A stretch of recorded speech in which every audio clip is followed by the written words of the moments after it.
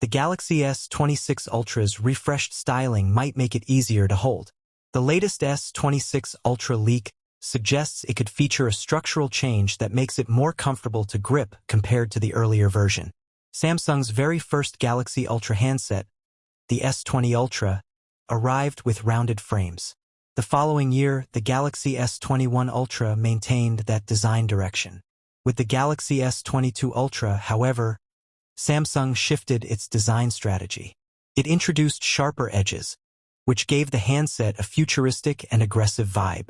The two editions after it, the Galaxy S23 Ultra and Galaxy S24 Ultra, both carried over the same overall aesthetics. Although the squared-off form looked elegant, the pointed edges pressed into the palm, which wasn't something users particularly enjoyed. To resolve this, Samsung reverted to smoother corners on the Galaxy S25 Ultra, making it notably more ergonomic, similar to its primary rival, the Apple iPhone 16 Pro Max, which embraces even softer curves. Now, indications suggest that with the upcoming device in the lineup, the Galaxy S26 Ultra, Samsung is pushing further towards rounded edges. On X, well-known leaker Ice Universe claims that all four corners have become more curved. This design should make the handset feel easier to hold. Some might argue that the South Korean giant is copying Apple, but Samsung may simply be attempting to improve usability. Prior leaks hinted that the Galaxy S26 Ultra will arrive thinner and lighter than its predecessor. Alongside the more contoured sides, the phone might become a joy to handle. Still, it is also tipped to be both taller and wider, which could offset some of the ergonomic advantages. Hopefully, leaked renders will surface soon, giving a clearer picture of its overall design. This also means the flagship series will include 3 models.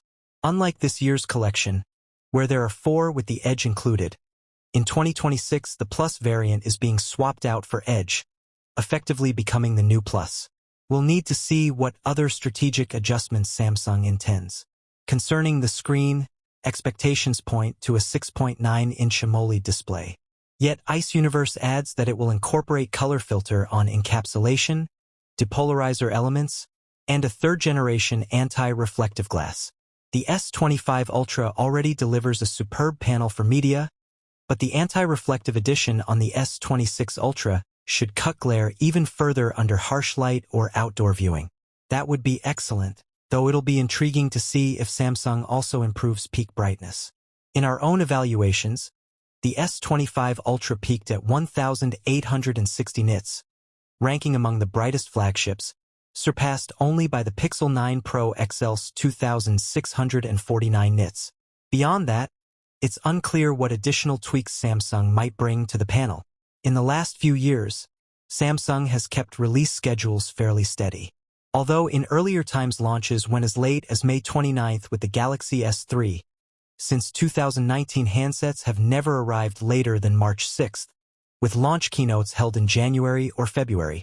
The trend has even been shifting earlier. The S25 Ultra launched on February 7th, whereas the S24 landed on January 31st. That suggests the S26 Ultra will likely reach stores by mid-February, with its launch event about 2 weeks prior. The bigger question is whether Samsung intends to increase pricing in 2026. The S25 Ultra started at $1,299, climbing to $1,419 for 512 GB storage or $1,659 for 1 TB, identical pricing to its predecessor. The 3 Ultras before that all opened at $1,199. Hopefully, this is a promising sign prices won't change for another cycle. Another positive note, reports suggest Qualcomm's Snapdragon 8 Elite Gen 2 powering the next phones won't be pricier for Samsung compared to Gen 1. If accurate, that's one less cost Samsung might avoid passing down to buyers. For multiple generations of the Ultra, Samsung has depended on Qualcomm chips. Still, there could be a shift with the S26 Ultra, as it's expected to employ both the Snapdragon 8 Elite 2 and an in-house Exynos solution in some markets. Early rumors claim Samsung could ship the Exynos 2600 in select regions, according to leaker Jukanos Reef. He adds that due to limited yield, the Exynos will likely be reserved mainly for Europe. If true, this would revive Samsung's past strategy of splitting flagships between Exynos processors in certain areas and Snapdragon silicon in others, such as the US, meaning the Galaxy S26 Ultra should still rely on Qualcomm's Snapdragon 8 Elite Gen 2 as well. Digital Chat Station reports the CPU will clock at 4.6 GHz with the GPU reaching 1.22 GHz, while Elite software listings also confirm the Snapdragon 8 Elite 2. To give context, the current top-scoring Android phone achieves 2,662,615 points. This could also be accompanied by a bump from 12 GB RAM to 16 GB. Research graphs from Macy suggest Samsung may restore 16 GB RAM for the first time since the Galaxy S21 Ultra. That would be logical as AI workloads demand more memory, aligning with Samsung's Galaxy AI branding. Speaking of AI, speculation suggests Samsung may integrate Perplexity into its Bing-powered digital assistant.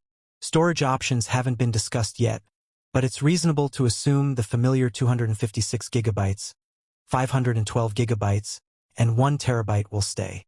Regarding battery, Samsung's Ultra line has kept a 5,000 mAh capacity since the S20 Ultra in 2020. Early whispers implied Samsung was exploring silicon-carbon batteries with higher density. Yet now, it seems more likely Samsung will simply reduce the physical footprint of the battery without altering capacity.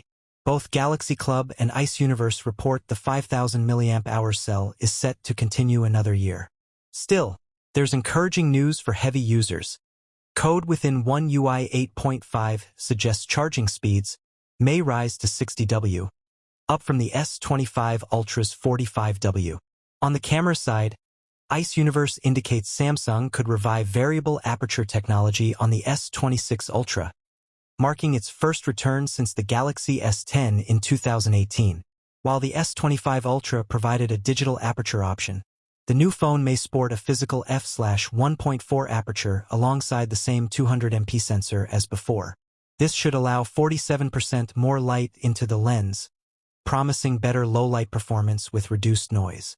Separately, Panda Flash Pro notes Samsung is testing a 12MP sensor for the 3x telephoto camera, an increase over the prior 10MP lens. The same source mentions a fresh laser AF sensor for quicker focusing and a next-gen Pro visual engine for image processing. The 50MP ultra-wide and 5x telephoto are expected to remain unchanged. The front-facing lens may, however, gain capabilities like 4K 120 frames per second slow-motion video. Another notable point, the phone may get slimmer. Ice Universe suggests the thickness will range between 7mm and 8mm with slightly increased height and width. For reference, the S25 Ultra measures 8.1mm, so the change could be subtle or significant depending where it lands. A potential drawback for S Pen enthusiasts is that the reduced thickness could be achieved by dropping the digitizer, which enables functions such as pressure detection and hover input. Panda Flash Pro hinted at this in June, but later suggested Samsung wasn't pleased with test outcomes, implying the feature might remain. More dramatically, that said, with months still to go before launch, additional refinements could shift it from a strong contender to the most anticipated release of 2026. For now, that's the full picture. Stay tuned for further updates as soon as new information appears. Thanks for watching.